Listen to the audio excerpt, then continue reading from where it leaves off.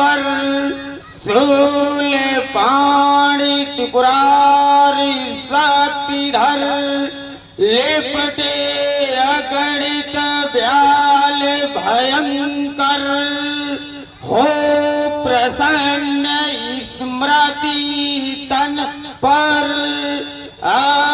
तो जय पार्वती पति हरे हरे हरे जटाटवी कल ज्वल प्रवाह भावित स्थले कले वलंब लंबितं भुजंग तुंग मालिक डमट डमट डमट डमंडिना डमट डमर्वय चकार दंड तांडव मनोतुना निवासिव जटाकटा हत प्रम प्रमण्यलिं मनिस्थली विलोल बीज वल्लरी विराज बाल्य मूर्धन तगत तगत तगत चल ललाट पट्ट पावके किशोर चंद से कले प्रति प्रति क्षण मंदरा धरेन्द्र नंदन विलास बंद बंधुव स्वस्ति कंठ संतति प्रमोद मान मानवति कृपा कटाक्ष धोरणे निरुद्ध दुर्धरापति क्वचित दिगंबरे मनो विनोद में तु वस्तुनि जटा भुजंग पिंगल पुरस्करा मणि प्रभा कदम कुमकुमद्रवा क्लिप्त दिग् वधू मुखे मदंड सिंध रसपुर गुत्तरीय में दूरे मनो विनोद मद्भुत विभक्त भूत बर्तरी सहस्र लोचन प्रवत शेख रेख शेखरा प्रतुल्य तुल्य धोरणी विदुत तरंग पेटुका भुजंग राज्य माल्य निवत्त जाट जूटिका प्रिय चिराय जायत चकोल बंद शेखरा ललाट चतुरज्वल धनंजय पुलिंगम विपित पंच सायक नमण्यलिं प्रनायक सुधा मयूख लेखया विराज बाल्य तेखत महाकपाल संपत्ति शिरोजनाल मस्तुक कराल बाल पट्टिक तगत तगत धनंजय धनंजया भूतिकत प्रचंड पंच सायक अखल्व सर्व मंगल कला कदम्ब मंजरी रस प्रवाह माधुरी मधुविन्वा मधुवत विभ्राजक पुण्याजक भवन्तक मकान्तक गजन्त मंत कांतक तमन्त कांतकं वदे तमन्त कांतकं तमन्त कांतकं ये गंभीर योग निद्रा में अकुंठित ये गगन काल का प्रातः काल का ये कितना सुहाना समय था। ये सुनहले तीर बरसाती हुई ये लक्ष्मी के समान थोड़ी वहीं दूसरी ओर प्रकट अपनी किलोनियों के साथ किल्लोल कीड़ा करती हुई ये प्रकट का कड़कड़ हंस रहा था। ऐसे सुख के संसर्ग में स्थापित हो ये शीतल शांत सरोवर का ये स्वर सटक सतरंग के साथ अठेलियां करती हुई भगवान शिव पर शंकर अपनी सात्विक सचीली बाकी झांकी का ये मांगलिक दर्शन कराती हुई ये रूप माधुरी मुझे सुधा का पान कराई थी। इतना ही नहीं वह वसुंधरा पर मेरी विजय का महान गान गा रही थी कि सहसा समाधि भंग हो गई। ये किसने मेरे हृदय से ये किसने मेरे हृदय से हृदय वीरा के तारों को ये छंकर कर दिया। बोलो बोलो कैलाशनाथ प्रियंकर ये चित्त चक्रत हो दशानन का ये हो थैरधारी शीत थैर धरवाओ को ये हो तो मेरा मन ये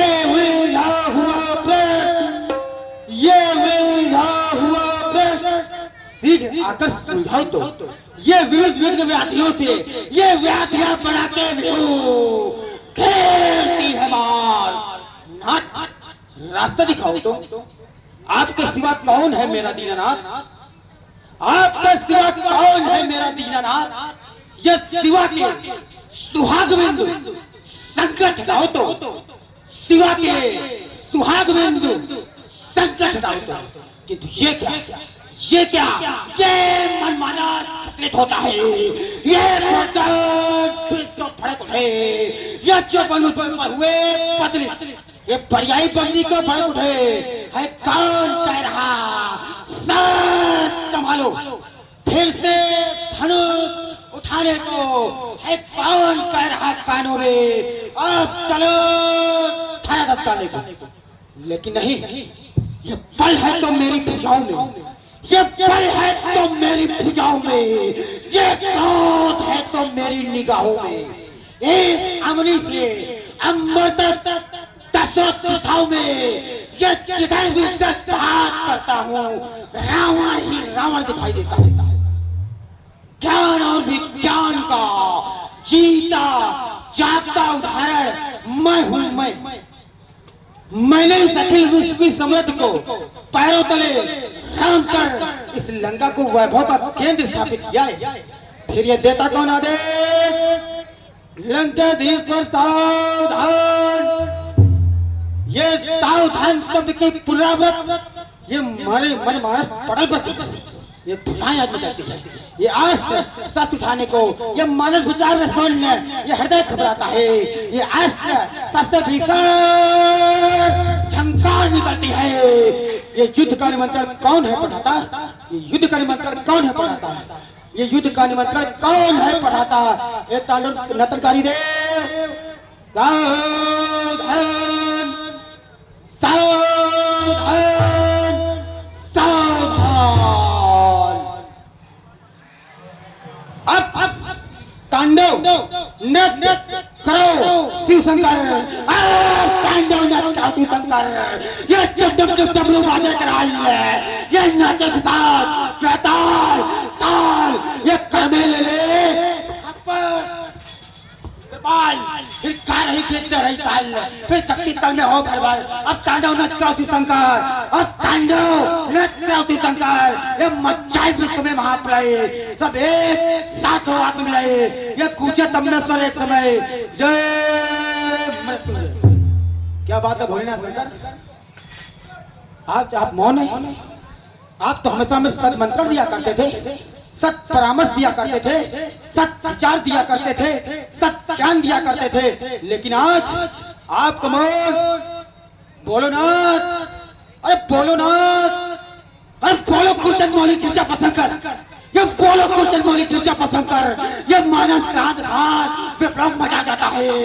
ये होता धीर, ये धैर्य पाता, ये परमात्मा नहीं, ये सारा स्वसचित गणना छा जाता है। ये लड़ते दिखाते दशानन ब्याल बिहू बड़ा स्वर समीप। कौन प्ले गान गाता है? ये कौन प्ले गान गाता है? कौन है? अरे कौन लिया था इस बार? अरे कौन लिया था इस बार? ये जो समझा करता मेरी इन लंका के पावन सीमा पर बस्ती किसकी मेरी? क्या समझ पा रही मत मेरी? अरे कब पहली नहीं ललकारा है। अरे आज हिमालय पर चढ़कर ये गंगौर घटाएं गिरी हुई है। अब तांडव नृत्य करो शिव शंकर, अब तांडव नृत्य करो शिव शंकर। देश धर्म पर संकट आया, ये उबल पड़ा है रक्तबीर का। किसने गीत लड़का गाया? किसने गीत लड़का गाया? सुन के घनघोर जिसके शोर को फड़के फिर फड़के, ये फड़के बीच भिजाई मेरी करने स्वदेश धराधर। क्या अन्य आते सीमा दे? ये मैं क्या देख रहा हूँ? वायु मार्ग उत्तर दिशा की ओर देव तनुज यक्ष किन्नर गंधर्व सभी प्रस्थान कर। क्या बात है भोलेनाथ शंकर? काल विद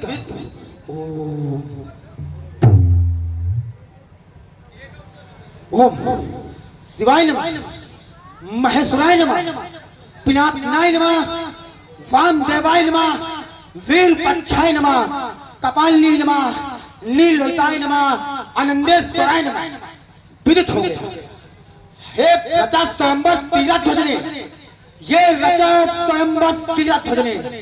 आधार लक्ष्य अजगर सीता, ये धन खंडन करने वाले को ये अर्पित कर दी जाएगी देवी सीता। ये कौन नहीं जान सकता, ये कोई नहीं जान सकता इस रावण के उद्गारों को। ये सब बाहर से देखा करते हैं ये मेरे अत्याचारों को। अरे खयाल रचा तेरा ने आज को कसर करवाने को, मानवता को करना, वैष्णव ठहराने को। अरे हो जाओ ताओ था ए मिथिलेश्वर, ये अभियान नहीं चलने दूंगा और जीते जी गुरु आयुध का अपमान नहीं होने दूंगा। यह टूटा मिला अजगौ तो पलट मिथिला को दूंगा, न पल की देर लगाऊंगा। पकड़कर भान राका को इस धरातल पर सुलाऊंगा, इस धरातल पर सुलाऊंगा। एक बार सुप्रेम प्रेम से बोलो जगत गुरु भगवान शंकर के। और अब आप लोग देखेंगे बालासुर जी का दरबार। सब ही को समझो सबल, सब ही को बलवान,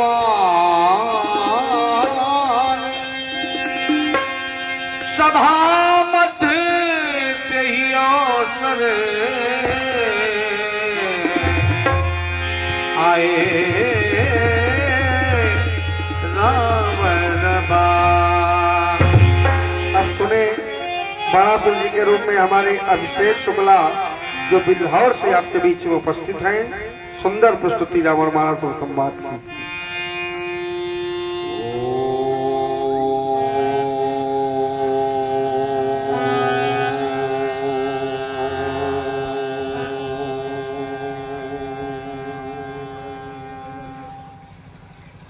गुरवे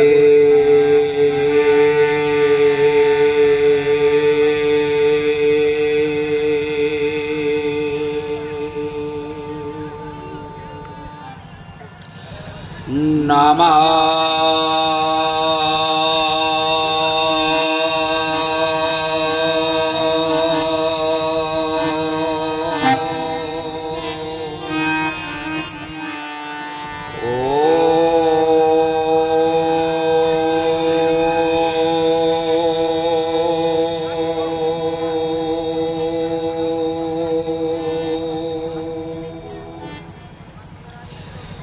गुरवे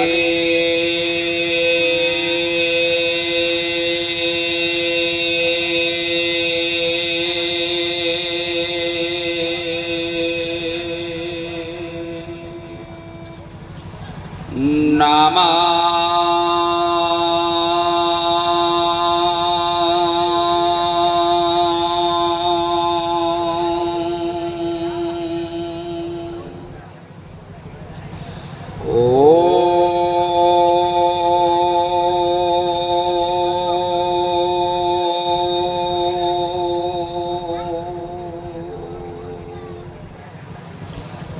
नमः शिवाय।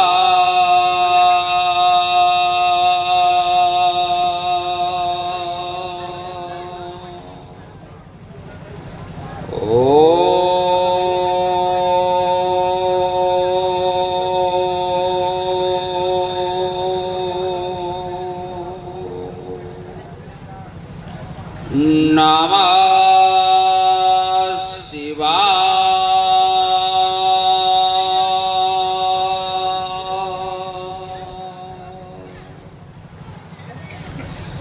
गुरुर्ब्रह्मा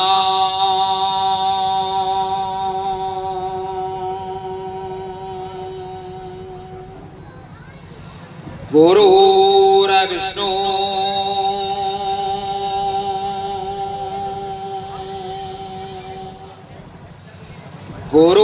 गुरुर्देवो महेश्वरा गुरुर्साक्षात् परब्रह्म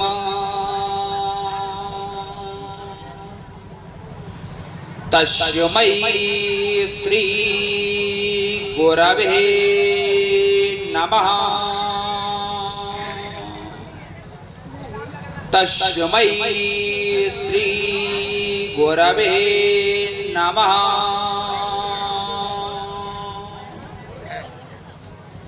जिस समय शंकर प्लंकर मैं करता हूं आपका पूजन। उस समय आपके पूजन में ये सहसा क्यों चाटन, ये सहसा क्यों चाटन, कुछ मेरी समझ में नहीं आता।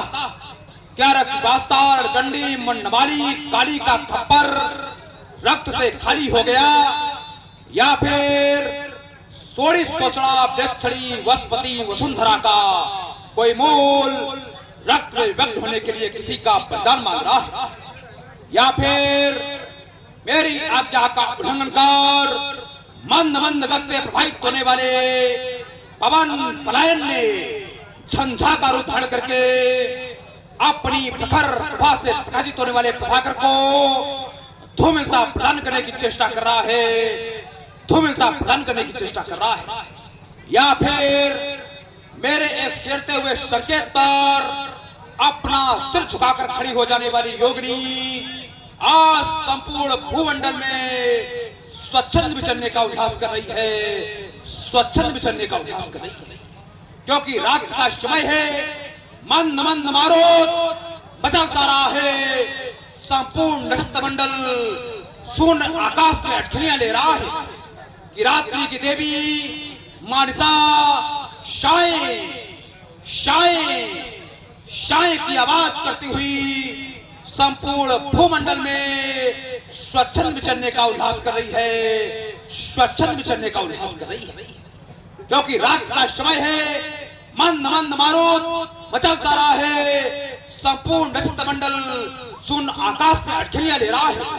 रात्रि की देवी मानसा शाये शाये शाये की आवाज करती हुई संपूर्ण भूमंडल को अपनी निद्रा में वशीभूत किए हुए अचानक मैं क्या देख रहा हूँ कि मानस पटल पर श्री लंकेश जी की मुखाकर्तन हो रही है। नेत्र साक्षात्कार करना चाहते हैं, लेकिन सदा अवस्था के कारण नेत्र पर पलक पड़ रहे हैं। अस्तु नेत्र असमर्थ है, अस्तु नेत्र हो रहे आज अंग दिल क्यों टोल उठा सिंहासन, हो रही है महाप्रलय या क्यों करते तांडव नर्तन, हो रहा प्रभा शांत प्रभाहीन या फिर कोई शैतानी बादल, या फिर कोई शिवभक्त हुआ जिसने समाज लगा दिया टल, जिसने समाज लगा दिया टल। क्या कहा? कोई शिवभक्त का अवतार हुआ जिसने समाज लगा दिया टल। आज मेरे स्वरंधों में ये घोर उल्कापात कैसा। बोलो बोलो दीनानाथ, बोलो बोलो करुणाकर, चिन चिन चिदाकर ब्रह्ममूर्ति ब्रह्मावस्तु क्रोध इस कृत प्रांगण में उचित से अनुचित कार्य क्यों कर रही है। बोलो बोलो कीर्तन बोल, बोलो बोलो बिसम्बरनाथ। आज इस सेवक के सुकांत क्रिया के अमरवेल वाटिका में ये मौलिक परिवर्तन की घड़ियां स्तल लोक के सदस्य बलि के पुत्र राज बाण को क्यों करना चाहती है, क्यों करना चाहती है। आज चित्त क्यों चंचल होता कुछ नहीं समझ में आता है। अब ये सुतर लोक का दृश्य किंचित बात मुझे नहीं भाता है। अब इस दैतेंद्र को रण में कौन बुलाता है। हे भगवान भोलेनाथ, अब क्या कराओ। मेरा मन क्यों भ्रम खाता है, मेरा मन क्यों भ्रम खाता है, क्योंकि मैंने तो पृथ्वी पर कोई वीर अवशेष नहीं रखा जो बाण को सावधान कर सके, जो बाण को ललकार सके। फिर कौन कहता बाण सावधान, फिर कौन कहता बतरे सावधान सावधान सावधान सावधान। अरे किसकी मचलती भुजा खेलने को ये मस्तिष्क घुमा जाता है। अस्त्रों शस्त्रों से निकलती झंकार योद्धा का निमंत्रण दे, मुझे कौन बुलाता है। फिर कौन कहता बाण सावधान, फिर कौन कहता बतरे सावधान सावधान सावधान। अरे सावधान करने वाले वीर, क्या तुम्हें ज्ञात नहीं मैं महायुद्ध में महाकाल भीषण संग्राम है मेरा नाम। हर विश्व विजय करने वाला झुक झुक करता मुझे प्रणाम। फिर कौन कहता बाण सावधान, फिर कौन कहता बतरे सावधान सावधान सावधान। है राजनीति दासी मेरी, मैं जीवन का भाग बिताता हूँ। उत्पीड़न शोषण अनाचार का मैं जीवन चाहता हूँ। फिर कौन कहता बाण सावधान, कौन कहता बतरे सावधान सावधान सावधान सावधान। अरे मैं महायुद्ध के प्रथम क्षण में चलूं तो धरती हिल जावे, हुंकार बात से ही मेरे जग का इतिहास बदल जावे। फिर कौन कहता बाण सावधान, फिर कौन कहता बतरे सावधान सावधान सावधान। अरे मेरे चलने से प्रलय चले, ये अंदर आंधी तूफान मंडल के साथ चले, मैं मसरूफ सुनो तो मसले दस जाए। फिर कौन कहता बाढ़ सावधान, फिर कौन कहता बताए सावधान सावधान सावधान सावधान। ये घबराया सा हृदय, ये पुतली घूमी जाती है, मानो विनाश के चक्कर में धरा धसकी जाती है। होने को है महाप्रलय, क्यों मांग भागता है। गुरुदेव कृपा कर बतला दो, मेरा हृदय क्यों धड़कता है। क्या कर रहा है भगवान भोलेनाथ, क्या कराओ, क्या कर रहे हैं। ओह विदित हो गया, आठों अंगों पर विजय प्राप्त करने वाले अष्टांग योगी श्री सीरध्वज ने अपनी भूजा कन्या सीता का स्वयंवर ठान रखा है। शतांतर के नेपालों का समागम, धनुष यज्ञ, धनुष सोनी वेद का प्रस्तावित हो चुका है। वहां पर क्रांतिकारी रावण का प्रस्थान, जिसने सांस किया है अपना अधूरा विश्व विजय भी। अरे पाखंडी प्रपंची दुराचारी अत्याचारी निशाचर रावण, हो जाओ सावधान, हो जाओ सावधान, नहीं करने दूंगा धनुष यज्ञ में कोई उत्थान। अरे लंका के शासक, लंका के शासक, लंका के शासक सावधान। अब मैं भूतर पर आता हूँ, जब भी दो आदेश मुझे, मैं अपने शस्त्र उठाता हूँ। तुमने यक्षों की लंका को बदनाम विश्व में कर डाला, उत्तम प्रस्तुत चादर को निज हाथों गंदा तुमने कर डाला। ना जाने कितने नवपुष्पित तरु 10 बाल तुमने डाले उन मसे हुए अरमानों को आज जगाने आता हूँ। लंका के शासक सावधान, अब मैं भूतर पर आता हूँ। पूरे न होंगे मनोरथ दशानन तेरे, मिथिला की नागरी न आरती सजावेगी। बाणन के समूह से तेरो मन की व्यासा श्रेष्ठ रह पावेगी। चाहता है, चाहता है, चाहता है विश्व में अस्किल धक फैलाने को, ये अस्किल धक तेरी फैलने न पावेगी। मिथिला की भूम, मिथिला की भूम, नहीं नहीं, मिथिला की भूमि में तो पावन पुरस्कार चल रहा है, इसलिए मिथिला की भूमि नहीं, कोई और भूमि बनेगी रणभूमि। आज जानकी तेरे गले में नावरमाला पहन देगी। अस्त मेरे राज की रक्षा कर रहे देवियों, मेरे राज की रक्षा करना। अब ये बलपुत्र बाण मिथिला प्रस्थान करता है। बैठे हुए श्री प्रेमियों भक्तजनों, एक बार प्रेम से बोलो जगत गुरु भगवान शंकर की जय हो। अरे भैया इतना छोटा काहे बनाए हो यार।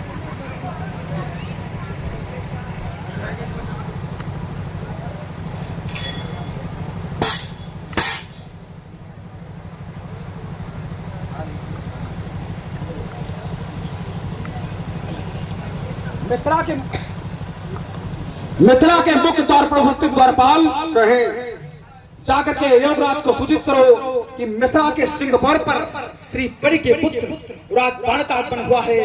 शीघ्र ही मिलने की आकांक्षा व्यक्त करते हैं। महाराज के जीवन की जय जयकार हो। आपके मिथिला में बलिपुत्र बाण का आगमन हो चुका है, आपसे मिलने की आकांक्षा करते हैं।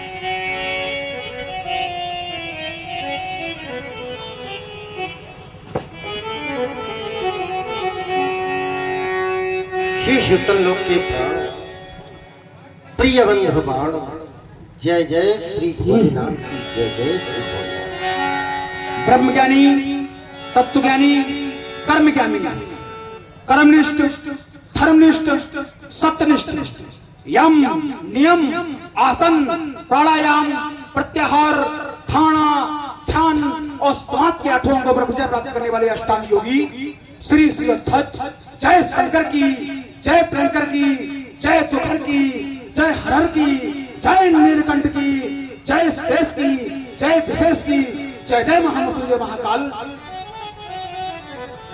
मिथिला के प्रथम द्वार पर आपका स्वागत।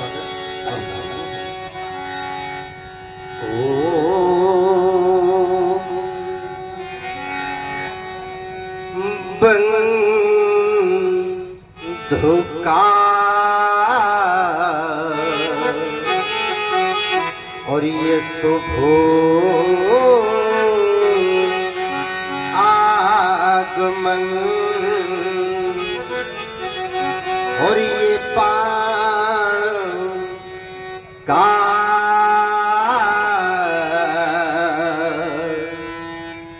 मधुर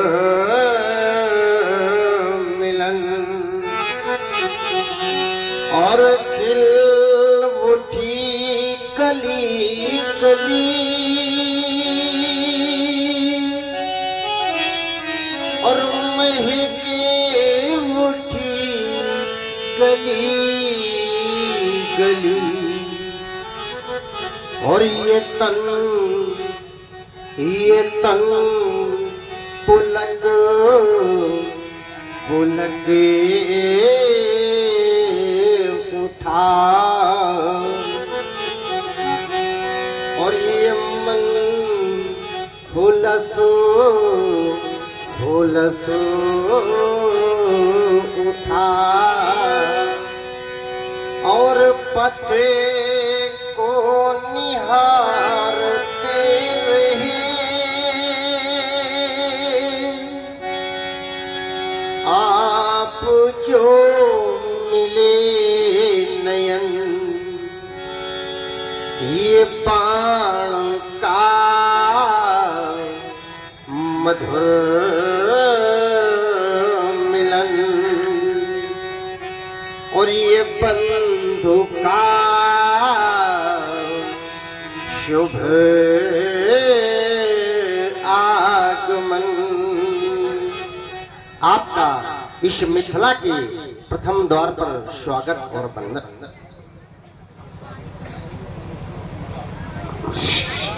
शिष्टाचार के सुधांशु गौरव गणेश साथ योग के प्रखर धन हो गया आपके सुंदर सुखद स्वागत से। चारुता में चारु हो गया, तभी तो देखो मेरे प्रत्येक रोम से ओम ओम निकलने लगा। ऐसी भावना में मैं विभूषित हो गया। स्वीकार आपका वंदन, स्वीकार आपका अभिनंदन। विशेष रूप से मैं आपकी वाणी से प्रभावित हुआ। मन करता है कि आपके वाणी रूपी सागर में तब तक गोते लगाता रहूं जब तक था न मिल जाए, क्योंकि स्वागत में पढ़ी गई काव्य श्रृंखला को सुनने के बाद अभिभूत हुआ ये बाण, आनंद से आनंदित बाण, हर्ष से हर्षोल्लित बाण, प्रसन्नता से प्रफुल्लित बाण, आपकी काव्य श्रृंखला को सुनने के बाद आपकी प्रशंसा में प्रस्तुति प्रस्तुत करना चाहता है।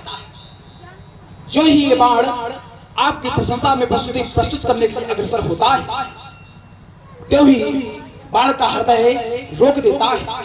हमारा मन तो कहता है कि महात्मा शिरोध्वज के आगे बढ़ करके प्रशंसा में प्रस्तुति प्रस्तुत करो, लेकिन हमारा हृदय बार बार रोक रहा है। तो मैं विचार करने लगा। जब मैंने मन पर विचार करना प्रारंभ किया तो विद्वानों के द्वारा मन के विषय में बताया गया है कि मन तो चंचल होता है, मन तो चलायमान होता है, मन की अनेक आकांक्षाएं होती हैं, मन की अनेक मनोकामनाएं होती हैं। सहसा हमारा ध्यान हृदय की ओर चला गया। जब मैंने हृदय पर विचार किया तो ग्रंथकार के द्वारा बताया गया है कि हृदय तो आत्मा है और आत्मा तो परमात्मा का अंश होती है। इसलिए मुझे अपने मन की नहीं अपने हृदय की बात को सुनना चाहिए, क्योंकि जिस व्यक्तित्व के जीवन में प्रशंसा की प्रस्तुति प्रस्तुत की गई है तो प्रशंसा का प्रशस्ति पत्र पाने के बाद उस व्यक्तित्व के जीवन में अहंकार का जन्म हो गया है और वो व्यक्तित्व पतन के गर्त में चला गया है। क्योंकि ऐसा ही विचार करते करते हमारा ध्यान एक ऐसे महात्मा की ओर पहुंच गया जिसको इस संसार देवर्षि नारद के नाम से जानता है, जिनका एक समाज में एक बार सम्मान हुआ था, लेकिन उनके जीवन में अहंकार का जन्म हो जाने के कारण उनको उसी समाज में अपमानित होना पड़ गया।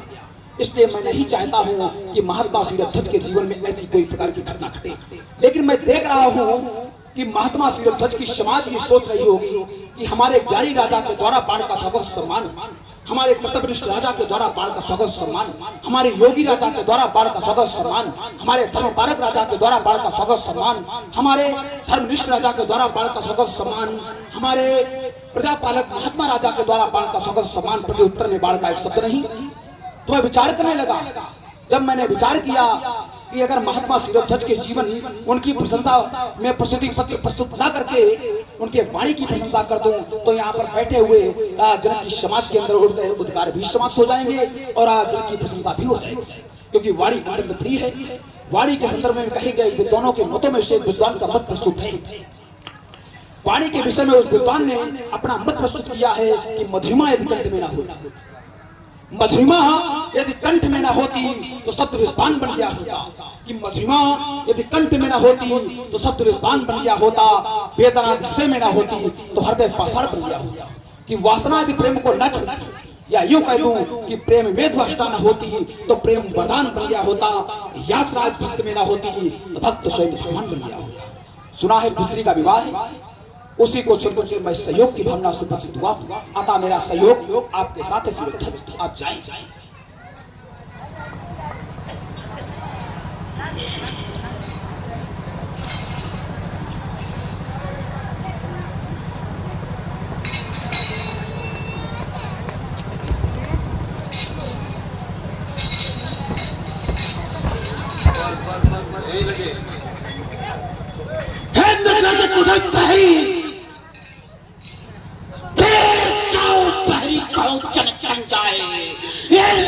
भूमि में पल तूफान आए, आगमन की सूचना तत्काल नेपाल तक पहुंचाई जाए। यही होना चाहिए महाराज। अब दूसरे नेपाल श्रीलंका पर दशाननी का आगमन हो चुका है, आपसे मिलने की आकांक्षा है, आप मिलेगा।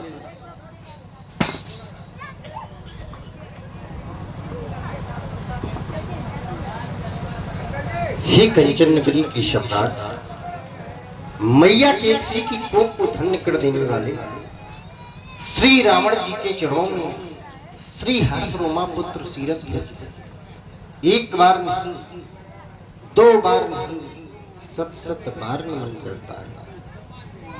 आहा, इस मिथिला के प्राण, इस अधिवेशन के अधिष्ठाता यम नियम आसन प्राणायाम प्रत्याहार धारण ध्यान समाज के परम आचार्य सर्वतामुखी प्रतिभा संपन्न पांडित्य के अपार पारिवारिक गौरव को मेरु तुंग संग हे जनक, जिस हेतु किया तुमने बंधन उस हेतु मेरा तुम्हें सुख आशीष तुम्हें, सब आशीष तुम्हें, यश आशीष तुम्हें, लक्ष्य आशीष तुम्हें, कोटि कोटि आशीष तुम्हें। कौन कमी तो नहीं रहेगी।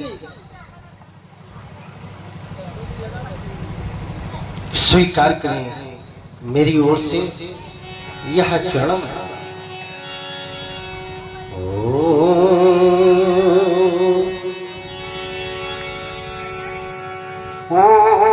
लंका, ओ लंका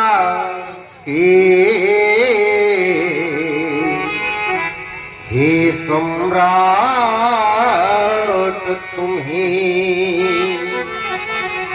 ये निमकले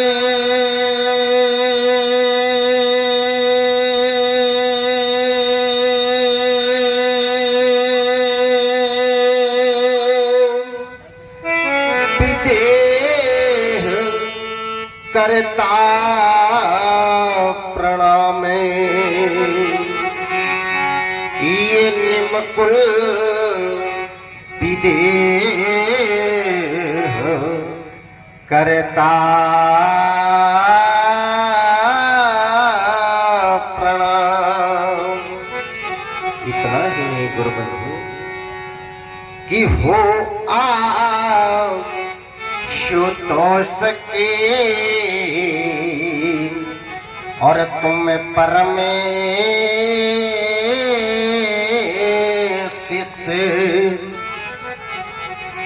हो, राजनीति के धर्मवीरे और धन्य तुम्हारा वो धाम जहां ये रहता है चारों ओर नीर। तो इसलिए कह रहा हूं गुरुबंधु कि हे लंका के भगवान तुम्हें ये निमकले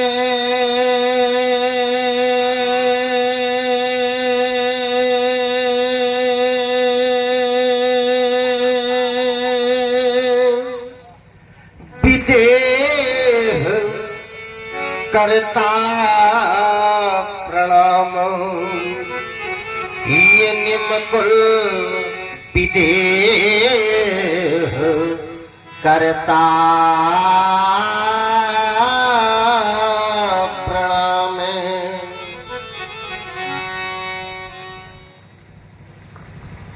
आपका इस मिथिला में स्वागत और वंदन है। सीरत हो जनक, इतना मीठा गाओ।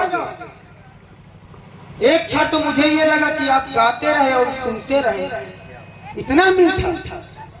एक प्रश्न खड़ा हो गया कि गीत अधर का क्या नाता है? गीत अधर का क्या नाता है? कोई नाता नहीं। गीत अलग है, अधर अलग है। तो उत्तर मिला जिसमें जितना दर्द भरा, जिसमें जितना दर्द भरा वह उतना मीठा गाता है। मानवीय वृत्ति है। अगर किसी से पूछा जाए आप कहाँ जा रहे हैं, तो उत्तर कर दे अमुक स्थान पर, तो वहां पर एक प्रश्न खड़ा हो जाएगा, काहे के लिए? सभी के साथ ऐसा होता होगा कि काहे के लिए। तो वैसे यहाँ पर भी एक प्रश्न खड़ा हो गया कि ये गीत कहाँ से आता है? ये गीत कहाँ से आता है? उत्तर मिला दर्द।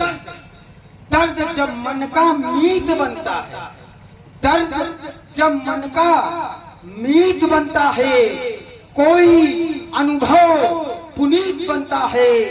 वेदना जब हद से गुजर जाए, हद से गुजर जाए, तब जाकर एक गीत बनता है। पहली कविता का जन्म क्रोच पक्षी के आहत होने से हुआ है। तब मनीषियों को लिखना पड़ा, वियोगी होगा पहला कवि, आह से बजा होगा गान, निकल कर नैनों से चुपचाप बही होगी पहली कविता।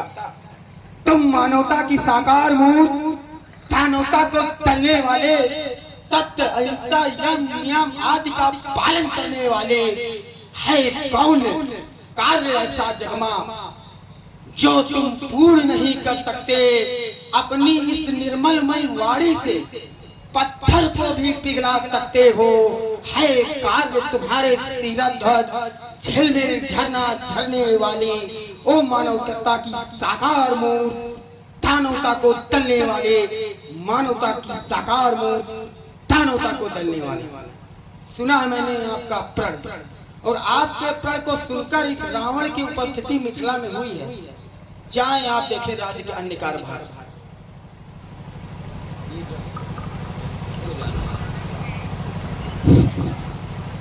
मैं पढ़ रहा भूत भावन शंकर के पावन पिनाक दर्शनार्थ।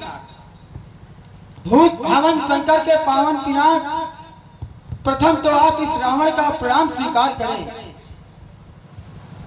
यही मिथिला है, ये मिथिला है।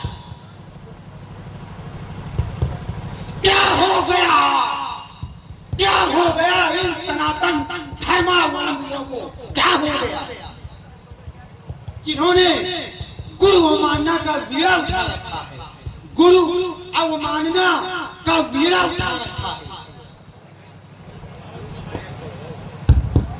इस वंश की जहां से शुरुआत निम के द्वारा गुरु को श्रापित किया जाता है, और वही पुनरावृत्त राजा जनक भी यहां कर रहा है।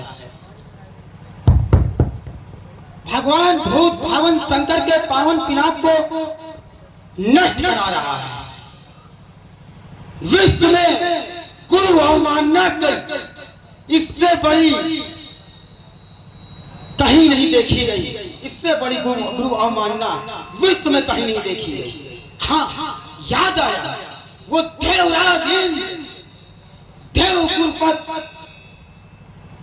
प्रतिष्ठित देवगुरु को देवलोक छोड़ने के लिए विवश कर देता है, और उसके बाद गुरु पद पर विश्व रूप को प्रतिष्ठित कराया जाता है तो विश्व रूप का शीश काट लेता है, इससे बड़ी कोई अवमानना। और सनातन धर्मावलंबी कहते कहाँ हैं, ये तन विष की बेलरी गुरु अमृत की खान, शीश दिए जो गुरु मिले सबसे सत्ता जान। और आचरा यहाँ क्या हो रहा है, तो अब हम कहने के लिए विवश हैं कि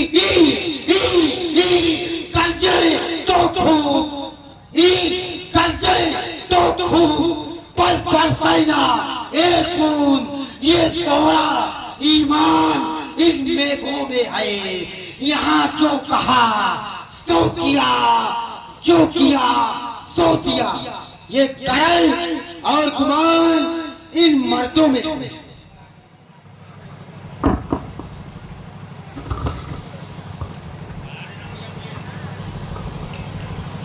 मिथिला समाज में सम्मानित दशानंद जी का शुभागमन,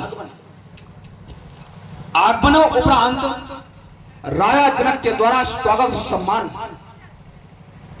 स्वागत और सम्मान से ओतप्रोत होकर के राजा जनक को शुभ आशीर्वाद देना, तदोपरांत मिथिला समाज के अंतर्गत श्री रावण जी का एक उद्बोधन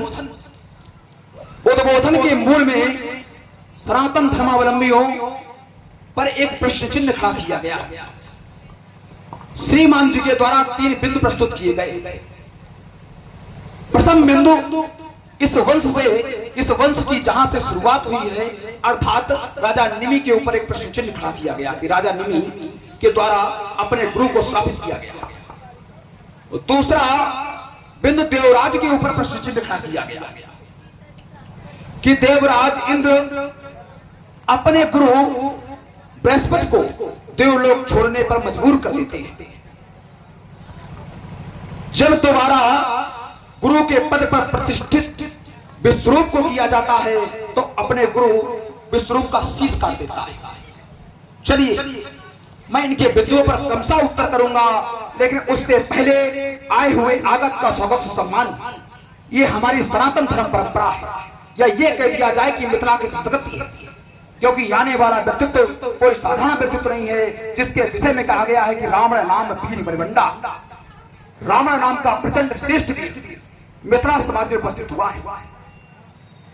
जब मेरा ध्यान श्रेष्ठ की ओर चला गया कि वीर होते कितने प्रकार के, तो ग्रंथ ने कहा कि वीर 4 प्रकार के होते हैं, भट्ट, शुभट, उद्भट, महाभट।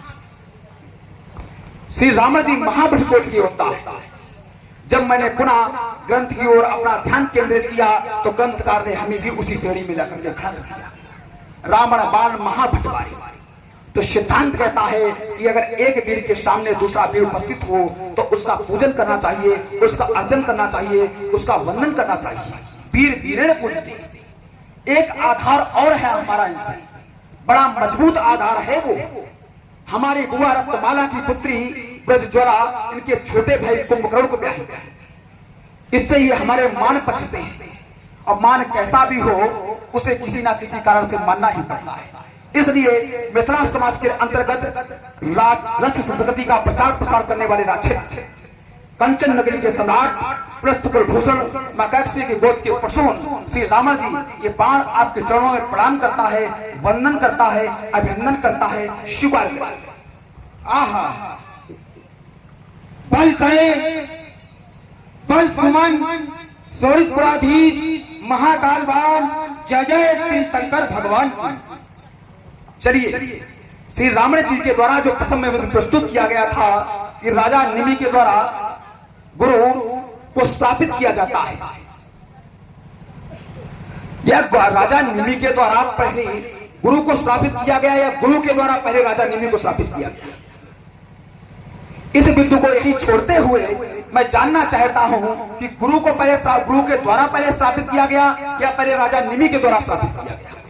दूसरा बिंदु जो देवराज इंद्र पर प्रश्न चिन्ह खड़ा किया गया कि देवराज इंद्र अपने गुरु को देवलोक छोड़ने पर मजबूर कर देते हैं, तो क्या देवराज इंद्र के द्वारा अपने गुरु को देवलोक छोड़ने पर मजबूर किया गया था कि जिस समय गुरु बृहस्पति का आगमन देवलोक में हुआ था, उस समय देवराज इंद्र उनको देख नहीं पाए, और जब देख नहीं पाए तो उनका सम्मान नहीं किया, और जब उनका सम्मान नहीं हुआ तो उससे व्यथित होकर के गुरु बृहस्पति वहां पर से चले गए। जब गुरु बृहस्पति वहां से चले गए, यद्यपि देवराज इंद्र के द्वारा उन्हें कई बार मनाने का प्रयास किया गया, लेकिन गुरु बृहस्पति नहीं माने। जबकि सिद्धांत ये कहता है कि अगर छोटे से कोई चूक हो जाए तो बड़ों को क्षमा कर देना चाहिए। सिद्धांत भी कहता है कि क्षमा बड़न को चाहिए, छूटन को उत्पाद। बृहस्पति गुरु थे, देवराज इंद्र उनके शिष्य थे, तो उनको क्षमा कर देना चाहिए, लेकिन उनके द्वारा ऐसा नहीं किया गया।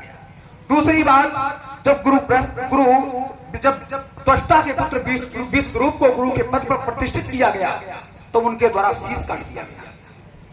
तो जब आपको इतना मालूम है कि उनका शीश काट दिया गया, तो आपको ये जरूर मालूम होगा कि ऐसा कौन सा कारण था जो देवराज इंद्र के द्वारा विश्वरूप का शीश काटा गया। इसी वाणी के साथ अपने वाणी को विराम देता हूँ, चाहता हूँ आपकी वार्ता। जहां से आपने छोड़ा वहीं से प्रारंभ हो रहा है।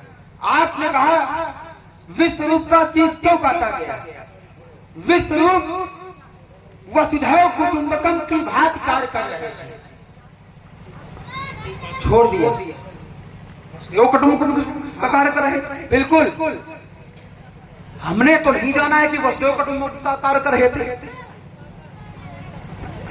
क्योंकि तो हमने तो ये जाना है कि वे राष्ट्रद्रोह कर रहे थे। और यद्यपि अगर कोई व्यक्तित्व के द्वारा राष्ट्रद्रोह किया जाता है तो उसकी गणना अक्षम अपराध में होती है। अनेक अपराधों में क्षमा किया जा सकता है, लेकिन राष्ट्रद्रोह के अपराध में क्षमा नहीं किया जा सकता है। जिस समय वो यज्ञ में आहुतियां दे रहे थे, तो यज्ञ में आहुतियां दे रहे थे तो वो दैत्यों को भी बलिष्ठ करने का प्रयास कर रहे थे, जबकि वो गुरु देवताओं के थे। तो उनको ऐसा नहीं करना चाहिए था। वो सत्य पक्ष को सबल बनाने का प्रयास कर रहे थे, और सिद्धांत कहता है कि सत्य पक्ष को जब सबल बनाने का प्रयास करता है तो उसकी हत्या कर देने में कोई दोष नहीं लगता है। एक सिद्धांत दिया गया विद्वानों के अनुसार, कूड़ शासन कृतस्य प्रकृति नाम चादुष्कान स्त्री बाल ब्रह्मणिष्य हन्याद दृष्टि विस्तृता। अगर कोई व्यक्ति छल से शासन करता हो, प्रकृति नाम चादुष्कान प्रजा को बिगाड़ता हो, तो चाहे स्त्री हो, बालक हो, ब्राह्मण हो, उसकी हत्या करने में कोई दोष नहीं।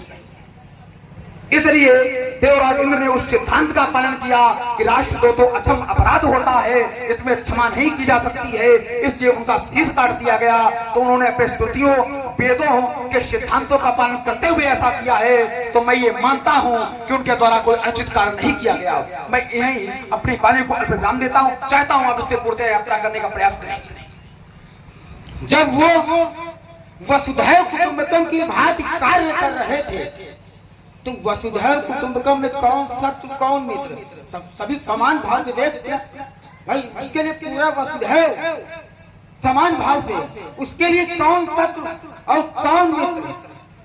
विश्वरूप कर क्या रहे थे? विश्वरूप कर ये रहे थे कि देवताओं को हक और पितरों को कब्ज दे रहे थे। तो इसमें अनुचित क्या कर रहे थे?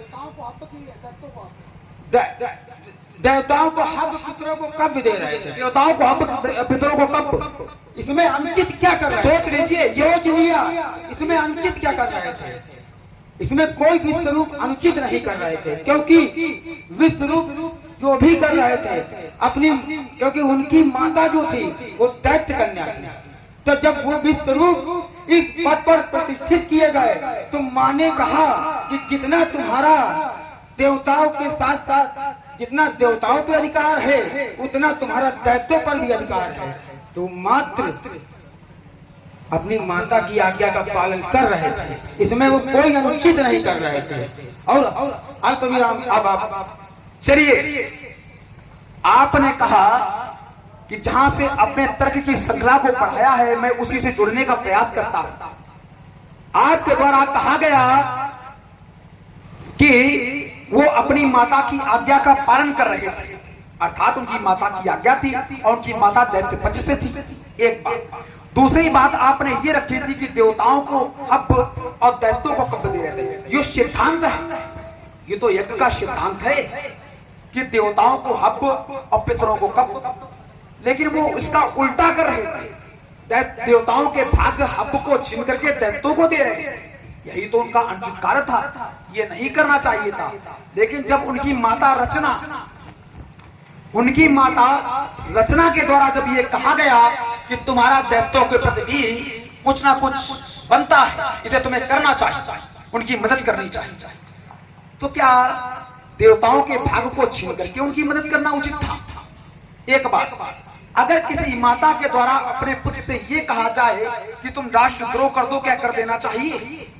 राष्ट्रद्रोह, राष्ट्र हित का कार्य करना, राष्ट्र प्रेम, मातृभूमि का पालन करना, मातृभूमि सर्वोपरि है या माता सर्वोपरि है, इसका उत्तर आप लोग कर लेना। अगर किसी माता के द्वारा ये आज्ञा दी जाए कि तुम अपनी मातृभूमि के साथ द्रोह कर दो, तुम अपने राष्ट्र के साथ द्रोह कर दो, तो उस व्यक्ति को क्या करना चाहिए? अपनी माता की आज्ञा का भले पालन ना करे, लेकिन राष्ट्रद्रोह नहीं करना चाहिए, सिद्धांत है। जबकि राष्ट्र श्रेष्ठ है माता से, राष्ट्र सर्वोपरि है, लेकिन उनके द्वारा ऐसा नहीं किया गया। उन्हें अपनी माता की आज्ञा का पालन करते हुए राष्ट्रद्रोह का कार्य किया, इसलिए उनको उसके अपराध में उनको उसी प्रकार दंड दिया गया। तो मैं तो ये मानता हूं कि उनके द्वारा कोई अनुचित कार्य नहीं किया गया, उनके द्वारा उचित कार्य किया गया, छोड़ दिया। देखो, हव्य और कव्य दो चीजें होती हैं, हव्य और कव्य। अगर ऐसे दिया जाए तो हव्य और ऐसे दिया जाए तो कव्य। तो ये हव्य और कव्य इन्हीं देवताओं की बनाई हुई नियमावली है। ये कब किसको हव्य बना दे, कब किसको कव्य बना दे। देखिए, सामग्री सब वही है, बस देने का प्रकार दूसरा हो गया। हम एक उदाहरण से आपकी बात को काट रहे हैं। जिस समय चमन के नेत्र सुकन्या के द्वारा फोड़ दिए, चमन के नेत्र सुकन्या के द्वारा फोड़ दिए गए, तो चमन ने अश्विनी कुमारों को बुलाया और कहा कि तुम हमें नेत्र दोगे तो हम तुम्हें सोमरस का अधिकारी बना देंगे। इससे पहले अश्विनी कुमार सोमरस के अधिकारी नहीं थे। तो उन्होंने कहा, जब ये बात इंद्र को पता चली, देवताओं को पता चली, तो खुपड़ी पटकत मरी गए। ये क्या हो गया? ये व्यवस्था का कार्य करने वाले हैं, ये वैदिकी का कार्य करने वाले हैं, इनको सोमरस का अधिकारी नहीं बनाया जा सकता है। लेकिन ना, चमन ने जब उन्होंने नेत्र दिए तो चमन ने उनको सोमरस का अधिकारी बना दिया। तो ये तो नियमावली देवताओं की है, कब किसको हव्य बना दे, कब किसको कव्य बना दे। अल्प विराम यात्रा। चलिए, जहां से आपने अपने तर्क को छोड़ा था, वहीं से मैं जुड़ने का प्रयास कर रहा हूं। आपने भृगुपुत्र चवन की बात कही कि चवन के द्वारा जब राजा शल्ययात की पुत्री सुकन्या के द्वारा नेत्र फोड़ दिए गए। यद्यप उस समय सुकन्या छोटी थी, उनको यह ज्ञान नहीं था, वो तो खेल खेल में उनके नेत्र फोड़ दिए। तो उन्होंने अश्विनी कुमारों को बुलाया और अश्विनी कुमारों से कहा, यदि हमारे नेत्र आप ठीक कर दोगे तो उसके बदले में तुम्हें सोमरस का अधिकारी बना दूंगा। उस समय तक 31 कोटि देवता ही थे। 2 अश्विनी कुमार के मिलने के बाद, सोमरस का अधिकार प्राप्त होने के बाद 33 कोटि देवता हुआ। 11 रुद्र, 8 वसु और 12 आदित्य मिलाकर के 31 कोटि, और उसके बाद 2 अश्विनी कुमार 33 कोटि। लेकिन वहां पर स्थिति थी, वो क्या यहीं पर स्थिति थी? क्योंकि वहां पर बदले की भावना थी। यदि आप हमारे नेत्र ठीक कर दोगे तो उसके बदले में मैं तुम्हें सोमरस का अधिकारी बना दूंगा। लेकिन यहाँ पर भी विश्वरूप को कोई ऐसा लालच दिया गया होगा, यदि मुझे दैत्यों के द्वारा यदि मुझे यज्ञ में भाग दोगे तो उसके बदले में मैं आपको ये दूंगा। क्योंकि मैंने तो ऐसा नहीं जाना है कि कोई उनको भाग दिया या उनको बदले में कुछ देने के लिए कहा गया होगा, कोई लालच दिया गया होगा। ये आपके द्वारा जो प्रस्तुत किया गया है, उसका जो अंश निकल करके आया, मैं उस पर यात्रा करने का प्रयास कर रहा हूं।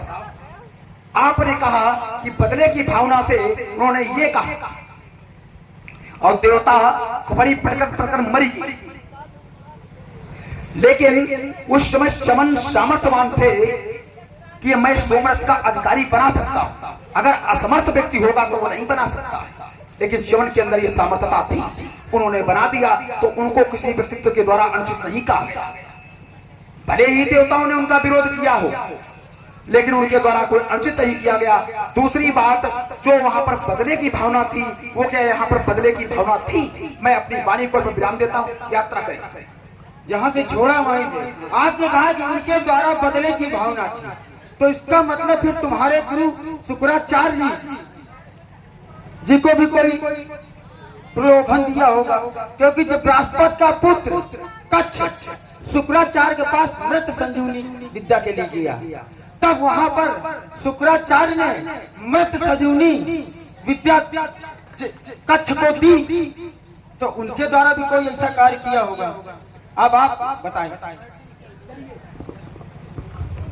आपने हमारे गुरु पर ही एक प्रश्न चिन्ह खड़ा कर दिया और ये कहा कि बृहस्पति के पुत्र कच्छ जिस समय शिक्षा लेने के लिए गए थे, उस समय आपके गुरु को भी उसी कोट में लाकर के खड़ा कर दिया जाना चाहिए। एक पर आपने उस पर प्रश्न चिन्ह आपने खड़ा कर दिया क्या? जबकि एक सिद्धांत ये कहता है कि किसी गुरु के पास में यदि कोई शिष्य शिक्षा प्राप्त करने के लिए जाए तो उसे शिक्षा देनी चाहिए, उसको शिष्य बनाना चाहिए। लेकिन गुरु शुक्राचार्य के द्वारा उनको शिष्य नहीं बनाया गया। गुरु शुक्राचार्य ने उनको शिष्य नहीं बनाया, कुछ वहीं पर सेवा भाव से उन्हीं के आश्रम में रहने लगा। प्रतिदिन उनकी सेवा करता था, उनके गायों को जंगल में चराने के लिए जाता था। जब ये बात दैत्यों को पता चली तो दैत्यों ने कच्छ का वध कर कच्छ की हत्या करके उसको उसके टुकड़ों को जंगल में बिखेर दिया। शाम हो गई, कच्छ वापस नहीं लौटा। वहां पर शुक्राचार्य की पुत्री देवयानी जो कच्छ से प्रेम करने लगी थी, वो उसके प्रेम से अछूती न रह सकी। उसने अपने पिता से कहा कि पिताजी शाम हो गई है, कच्छ अभी तक वापस नहीं लौटा है। तो उन्होंने अपने ध्यान के माध्यम से ये जान लिया कि दैत्यों के द्वारा कच्छ का वध कर दिया गया। तो उसने कहा यदि कच्छ वापस नहीं लौटा तो अपने प्राण दे दूंगी। तो उन्होंने मृत संजीवनी विद्या के माध्यम से कच्छ को जीवित कर दिया। कच्छ को जीवित करने के बाद कच्छ पुनः वही फिर आश्रम में रहने लगा। पुनः तीसरी बार जाकर के वही घटना हुई। तब जाकर के दैत्यों ने उसे मार करके वारुणी नाम की मदिरा, जो समुद्र से निकली हुई मदिरा थी, वारुणी नाम की मदिरा में मिला करके शुक्राचार्य को ही पिला दिया। जब शुक्राचार्य को पिला दिया तो फिर वही घटना, शाम हो गई, कच्छ वापस नहीं लौटा। तो देवयानी को चिंता हुई। देवयानी ने कहा पिता कि अगर कच्छ मुझे नहीं मिला तो मैं अपने प्राण त्याग दूंगी, क्योंकि मैं उसे अपने मन ही मन पति मान चुकी हूं। तब शुक्राचार्य को ये चिंता हुई कि अगर मैं कच्छ को जीवित नहीं करता हूं तो हमारी पुत्री देवयानी प्राण त्याग देगी। तो उनको कच्छ को वही मृत संजीवनी विद्या देनी पड़ी। और मृत संजीवनी विद्या देने के बाद उन्होंने कहा कि अब आप हमारे पेट को फाड़ करके बाहर निकलो, तब उसी विद्या के माध्यम से मुझे जीवित कर देना। क्योंकि वहां पर एक सिद्धांत खड़ा हो गया था कि पति पिता के उदर में असुता रही अकुलाए, पिता मैं तब पति मिले ना जन्म कुमार हो जाए। इसलिए शुक्राचार्य को अपनी पुत्री के मोह के कारण ये करना पड़ा। अगर पुत्री का मोह ना होता तो शुक्राचार्य को ये ना करना पड़ता। अभी तो बहुत समय था, अभी तो मध्य में बहुत समय। क्या कह रहे हो? क्या कह रहे हो कि शुक्राचार्य ने शिक्षा नहीं दी? अरे कोई गुरु हो, वो शिष्य आश्रम में पहुंचे, अगर उसको शिक्षा नहीं दी तो उसको आश्वासन तो दिया गया। शुक्राचार्य की गैया चराई उसने। अगर शुक्राचार्य को शिक्षा नहीं देनी थी तो मना कर देते। ये आश्वासन देने की बात कहां से आ गई? किसका छाए और उनके आश्रम में रहे, गैया चराई। अब तुम्हें 16 दूनी 8 और राजनीति और पाठ कहीं सुनाना जाते हो? देखो ये करूंगा न तो तेरे मस्तक पर काल बनकर गए। हेलो हल्का बड़ा प्याला पीऊंगा फक्त बनकर गए। ये तो बस टाइम उठाएंगे, खाइए खेत काटेंगे। ए माले हो धरस चाहिए करूंगा कि तो टक्कर में मेरे पुतल की शक्ति वाला कितने ये पलट तूफान भूत दल पर करूंगा युद्ध सुनकर मैं। मैया ने ना चरमा नहर जो मेरी टक्कर झेल सके और मैं हूं ठंडी आग नहीं, जो चाहे वो खेल सके। ये वीरता तुम्हारी जग हुई, मैं कार्रवाई की पेला हूं, तुम तलबल लेकर भी निर्बल हो। मैं सक्षम स्वयं अकेला हूँ। 10 कंधक ढींग मारते हो, लड़की आंधी जब आवेगी और मेरे पांव की ज्वाला जब अंगारे बरसावेगी तो लोहा लंगर लेकर के तुम मित्रा से भागोगे और पड़ गए हमारे चक्कर में तो फिर लंका में पानी मांगोगे। अरे मैं ध्वस्त करूंगा धनुष यज्ञ, अरे मैं ध्वस्त करूंगा धनुष यज्ञ, ये सड़क पे नदी बहा दूंगा। ए लंके विकट खूंखारों के अंतर में आग लगा दूंगा। ये अजगत घाटी नहीं किसी की, ये तो विश्व भगवती है और जिसने तैतों का कलन किया उसकी ऐसी जागृति है। अरे है कहाँ छुपा वो नन्ना है जिसके करतल करतल होगा। ये अन्यथा बाल वर्षण होगा। अरे मैं शंकर का परम भक्त, वो सत्ता कभी हताश नहीं और प्राचो भी मेरा ले सका दूसरी सांस नहीं। किस मैया ने चरमा नहर मुझसे टकाने वाला, मैं लाल से नहीं चाका जाया वो दिन पान करने वाला। वो के जाते आशीष मुझे वो बात पर चढ़ी फरमानी, बेंद बड़ी सूर्य बाण उनके फरमानी। रखा नहीं पृष्ठ में हमने आग उठाने वाला, किस मैया ने चरमा नहर मुझसे टकाने वाला। अरे मेरे दिल को काट सके ना दांत कहाँ तलवार, बस बस बस मेरे दिल को काट सके ना ये दांत कहाँ तलवारों में, वो मेरे ऊपर अदन होगा या भीतर के खूंखारों में। तूने देखा समर नहीं, ये समर्पण से मेरा नाता, ये कानों में रड़भेरी गूंजे। तू रात बेसुरा गाता, ये सारा संसार जान चुका अब तेरी कर्म कहानी। और ऐसी जगह मारूं तुझे न मिले भूत भर पानी। अरे प्रश्न पारो सो जाओ सावधान, जब से भी शान फैला दूंगा वनवासों के सोने वाले रावण लड़कन्ना आज चिखा दूंगा। ये पारों की भीतर पत्थरों से अंबर में मैं आग लगा दूंगा। 10-30 फीट बुझाए काप यमपुर तक पहुंचा दूंगा और छीनूंगा सब अस्त्र शस्त्र, मिता से मार फाड़ दूंगा। देखो कहो ना करो, तुम हो इनके विरोध में। क्या करोगे? तुम हो इनके विरोध में, करोगे क्या? तो बढ़ाओ आगे, लगाओ हाथ, चाहिए चीर के डाल दे। बहुत लगता काफी दिन लकड़ी चीरी हो। मन ही चीरा है, लकड़ी मन ही चीरे की बात कर रहे हैं। लकड़ी चीरी होगी, लकड़ी चीरी होगी तभी तो ये कही रहे हो भाई काम कर रहे हो लकड़ारा वाला। वो कहते हो हम राजा हैं, मन ही सिद्धांत कहा गया भुजबल विश्व में सकल राकेश को स्वतंत्र और काम करे लकड़ी चीरने वाला। और इसके धोखे में ना रहना, क्योंकि तही के धोखे चूना मत खा जाना, सब आता तब फट जाए। इसे सोच समझ के वार्ता करो हमसे।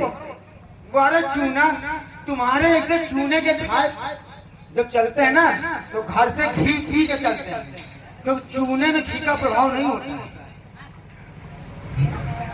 क्या कह रहे हो कि जब हम घर से चलते हैं तो तुम्हारे जैसे चूने को खाने चलते हैं तो घर से घी पी करके चलती है। देखो इन्होंने संसार के साथ में किया कपट और इनके गुरु ने इनके साथ में किया कपट, क्योंकि चूने को प्रभाव को हमेशा गाय का घी ही हजम करता है और इनके द्वारा गाय सब मरवा दी गई है। जय जय देश थे चुज बामई नगर गांव पुर आग लगामई करे उपद्रव वसुन निकाया नाना भात धन कर माया। और जिनके द्वारा गाय सब मरवा दी गई, हमें लगता भैंसी का पी रहे हो तभी बुद्धि मोटी है। भैंसी का दूध नहीं, घी नहीं, पूरी भैंसी नहीं, भैंसी खाने से चूना थोड़ी ना हजम हो जाएगा। हमारा जो आदमी भैंसी का हजम कर जाएगा चूना कौन खेत के मूल्य उसके। चलिए क्योंकि मैं यहाँ पर ये जो इसमें अवरोध लगा हुआ है इसको हटाने के लिए आया था, क्योंकि जो प्रतिबंध लगा है वो हट जाए ताकि संबंध स्थापित हो जाए। क्योंकि सीता से तो मेरा मां का नाता है। बैठे हुए सभासदों क्षमा करना, ये बाढ़ सुधर लोक को वापस जाता है। बैठे हुए शिव प्रेमियों भक्तजनों एक बार प्रेम से बोलो जगत गुरु भगवान शंकर की। मैं सने अपने मार्ग पर बढ़ रहा था, कंटक मार्ग में बाधाएं आना तो स्वाभाविक है, क्योंकि तो हमारा मार्ग ही ककड़ीला पथरीला है। तो 1200 रुपये की बाधा वो भी चली गई। मुझे पुनः अपने मार्ग पर प्रस्थान करना चाहिए, जिसके लिए मैंने अपने जीवन की नहीं, अपने परिवार के जीवन की नहीं, वरन संपूर्ण राक्षस समुदाय के जीवन की पूंजी को दांव पर लगाकर खींचा पाला धर्म और अधर्म का, खड़ा हो गया धर्म के पक्ष में और विवश कर दिया उन्हें उस लोक से इस लोक पर आने के लिए। हाँ, आज हमारा पाप श्राप नहीं वरदान है। चलो जिस लक्ष्य के कारण मैं आया था, जिसके कारण मैं आया था, वो मेरा सफल हो गया आना यहाँ पे। तो मुझे भी अपने मार्ग पर प्रस्थान करना चाहिए। एक बार प्रेम से बोलो, जितने लोग बैठे हैं सबको भगवान शंकर की सौगंध है। प्रेम से बोलिए, जगत गुरु भगवान शंकर की, आनंदेश्वर बाबा की।